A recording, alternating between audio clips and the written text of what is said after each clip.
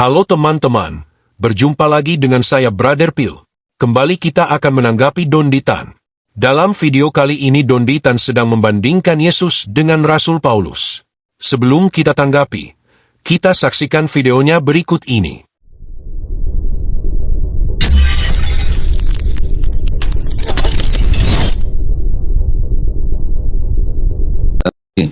Ini ada beberapa ayat yang memperlihatkan bahwa ternyata ya, kelihatannya Paulus lebih hebat daripada Yesus ternyata. Ya, kita lihat ayat-ayat ini. Pertama, Yesus pernah memperingatkan di Matius 23:15. Kan di Matius 23 ayat 1 kan ayat 1, 2, 3 itu kan Yesus bilang, "Taatilah, turutilah ajaran ahli Taurat dan orang Farisi." Turutilah ajarannya tapi jangan ikuti kelakuannya karena mereka mengajarkan tapi tidak melakukannya, ya kan? Di Matius 23:15, "Celakalah kamu, hai ahli Taurat dan orang-orang Farisi, hai kamu orang-orang munafik, sebab kamu mengarungi lautan dan menjelajah daratan untuk mentobatkan satu orang saja menjadi penganut agamamu, dan sesudah ia bertobat, kamu menjadikan dia orang neraka yang 2 kali lebih jahat daripada kamu sendiri."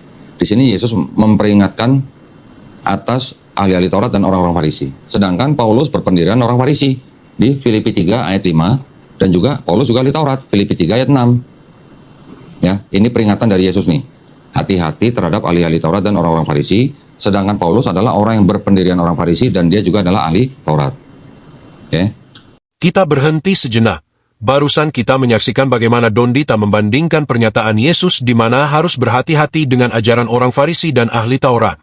Dan di lain ayat Rasul Paulus mengaku sebagai orang Farisi. Pertanyaan kita adalah, emangnya orang Farisi dan imam-imam tidak bisa bertobat? Orang Farisi dan ahli Taurat yang dikecam Yesus adalah orang Farisi dan ahli Taurat yang hanya mengajar tapi tidak mempraktekkan. Selain Paulus ada juga orang Farisi dan ahli Taurat yang percaya Yesus di antaranya. Nikodemus, seorang Farisi dan anggota Sanhedrin yang datang kepada Yesus pada malam hari untuk mendengarkan pengajarannya. Yohanes 3 ayat 1-21. Nikodemus kemudian menunjukkan dukungannya kepada Yesus, seperti ketika ia membantu menguburkan tubuh Yesus bersama Yusuf dari Arimatea. Yohanes 19 ayat 39-42. Orang Farisi lainnya adalah Gamaliel, seorang Farisi dan guru hukum yang dihormati, disebut dalam Kisah Para Rasul 5 ayat 34-40. Ia menasihati Sanhedrin untuk berhati-hati dalam menangani para pengikut Yesus, dengan alasan jika gerakan itu dari Allah, mereka tidak akan mampu melawannya. Kita lanjut. Berikutnya, Roh Paulus bisa di mana-mana. Di 1 Korintus 14:25, segala rahasia yang terkandung di dalam hatinya akan menjadi nyata, sehingga ia akan sujud menyembah Allah dan mengaku sungguh Allah ada di tengah-tengah kamu. Ini kita bandingkan dengan di 1 Korintus 5 ayat 3, tapi yang terjemahan lama nih. Adapun aku ini sungguh pun diriku tiada hadir, tapi rohku hadir. Maka sama seperti aku hadir, sudahlah sedia hukumanku atas orang yang mengerjakan sedemikian ini. Bayangin, Paulus mengaku rohnya bisa di mana-mana. Keren nggak? Barusan Dondita mengatakan bahwa Paulus rohnya bisa di mana-mana. Apakah orang Kristen menafsirkan ayat itu demikian? Katanya jangan menafsirkan kitab suci orang lain. Dalam 1 Korintus 5 ayat 3, Paulus menulis kepada jemaat di Korintus. Ungkapan, secara rohani hadir, di sini tidak berarti bahwa roh Paulus hadir di mana-mana atau memiliki sifat kemahahadiran. Sebaliknya, Paulus menekankan bahwa meskipun ia tidak hadir secara fisik di tengah jemaat Korintus, ia tetap terhubung dengan mereka dalam semangat dan otoritas apostoliknya. Dengan demikian, ia dapat memberikan penilaian dan arahan mengenai masalah yang dihadapi jemaat. Paulus menegaskan bahwa disiplin gereja harus menjadi keputusan bersama semua orang percaya. Meskipun ia tidak hadir secara fisik, ada kesatuan rohani antara dirinya dan jemaat Korintus.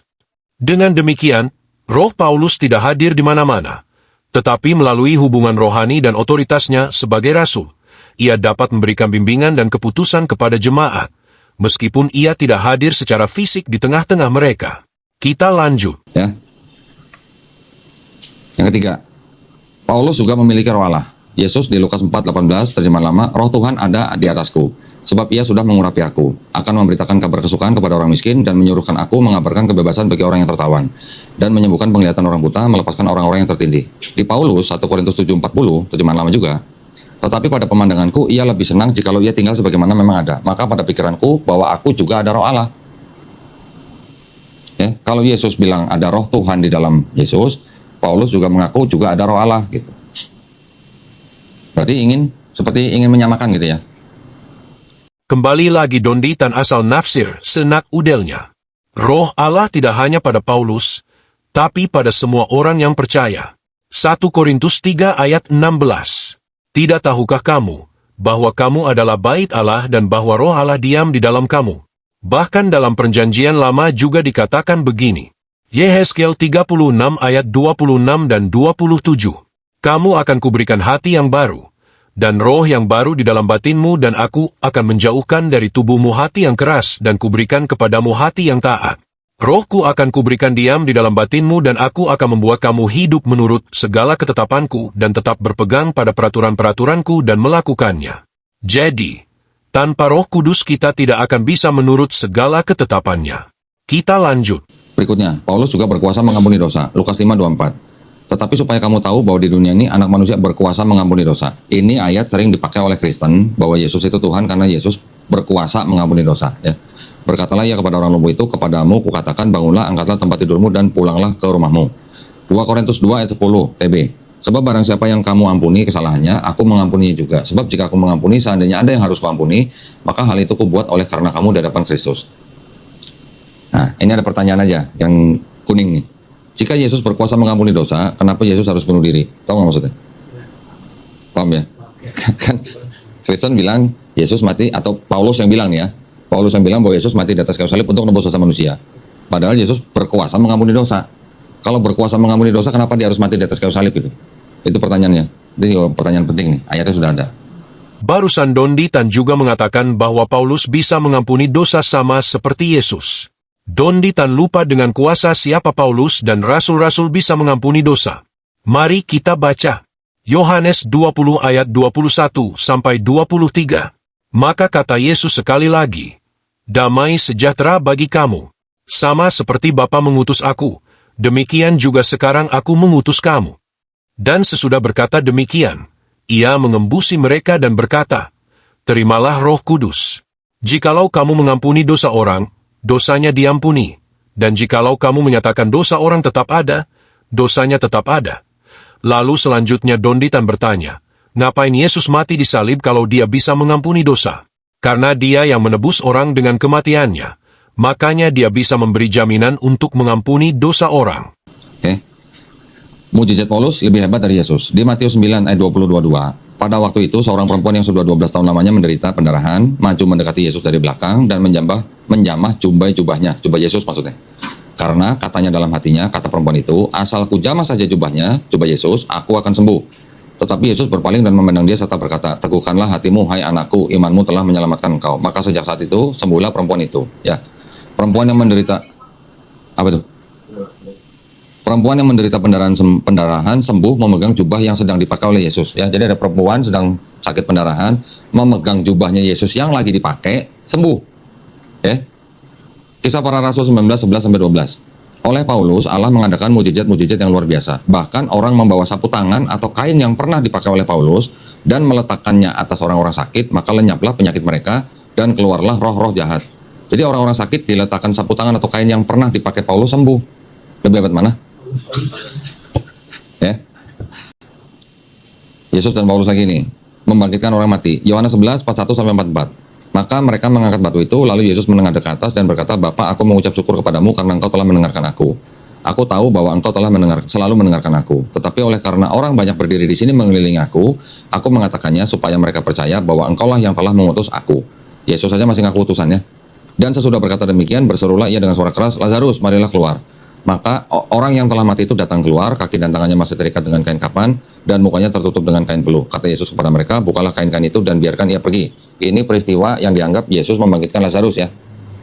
Kisah Para Rasul 29-10. Seorang muda bernama Eutikus duduk di jendela. Karena Paulus amat lama berbicara, orang muda itu tidak dapat menahan kantuknya. Akhirnya ia tertidur lelap dan jatuh dari tingkat ketiga ke bawah. Ketika ia diangkat orang, ia sudah mati. Tetapi Paulus turun ke bawah, ia merebahkan diri ke atas seorang pemuda itu, mendekapnya dan berkata, jangan ribut sebab ia masih hidup. Jadi Yesus ketika membangkitkan Lazarus harus berdoa dulu, Paulus nggak perlu berdoa. Hebat mana? Okay. Mengenai mukjizat-mukjizat yang dilakukan Paulus dan murid-murid lain, justru Yesus sudah menjanjikan sendiri kepada mereka. Seperti yang dikatakan Yesus dalam Yohanes 14 ayat 12-14. Aku berkata kepadamu, sesungguhnya barang siapa percaya kepadaku, ia akan melakukan juga pekerjaan-pekerjaan yang aku lakukan, bahkan pekerjaan-pekerjaan yang lebih besar daripada itu. Sebab aku pergi kepada Bapa, dan apa juga yang kamu minta dalam namaku, aku akan melakukannya, supaya Bapa dipermuliakan di dalam Anak. Jika kamu meminta sesuatu kepadaku dalam namaku, aku akan melakukannya. Yesus menjanjikan para murid akan melakukan mujizat yang lebih besar dalam namanya. Jadi tidak heran para murid dan Rasul Paulus bisa buat mujizat. Nah, ini pandangan Paulus terhadap hukum Taurat di Filipi 3 ayat 8. Malahan segala sesuatu ku anggap rugi karena pengenalan akan Kristus Yesus Tuhanku lebih mulia daripada semuanya. Oleh karena dialah aku telah melepaskan semuanya itu dan menganggapnya sampah supaya aku memperoleh Kristus. Gimana? Hukum Taurat dianggap sampah sama Paulus. Padahal karena hukum Taurat itu bangsa Israel juga diselamatkan. Nah, jadi dari ayat-ayat ini kelihatan bahwa ada semacam narasi bahwa Paulus ternyata lebih hebat dari Yesus. Kembali lagi donditan asal mangap. Dalam Filipi 3 ayat 8 Paulus tidak menganggap hukum Taurat itu sampah. Tapi yang dianggap sampah oleh Paulus adalah usaha dia dulu yang mencari selamat dengan melakukan ritual-ritual. Padahal keselamatan itu kasih karunia. Apakah hukum Taurat tidak berguna? Tentu saja berguna. Karena hukum Taurat menuntun orang kepada Yesus. Kalau yang dituju sudah datang, hukum Taurat yang adalah bayangan tidak berlaku lagi. Yang mau dukung channel Pil Pahit, silakan scan QR Code ini atau klik link di kolom komentar. Terima kasih.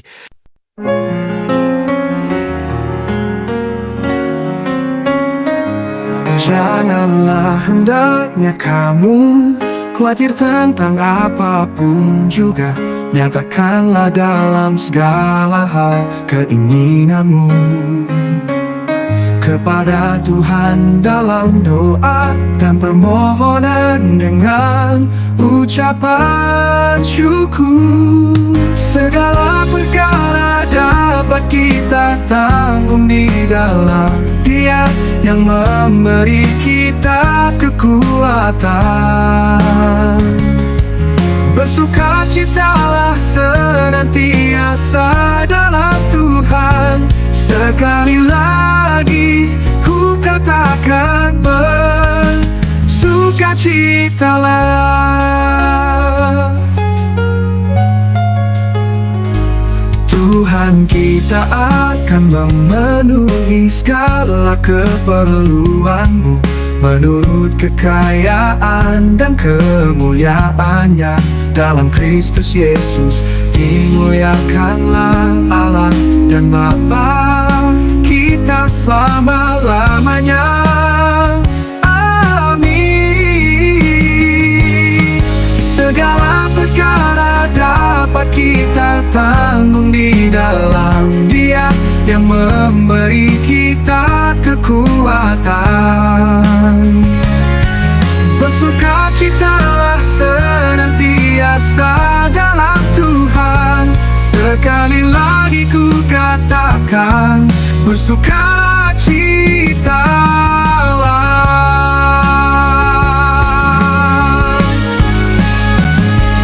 Tuhan kita akan memenuhi segala keperluanmu menurut kekayaan dan kemuliaannya dalam Kristus Yesus. Dimuliakanlah Allah dan Bapa kita selama-lamanya. Amin. Segala perkara dapat kita tanggung di dalam Dia yang memberi kekuatan.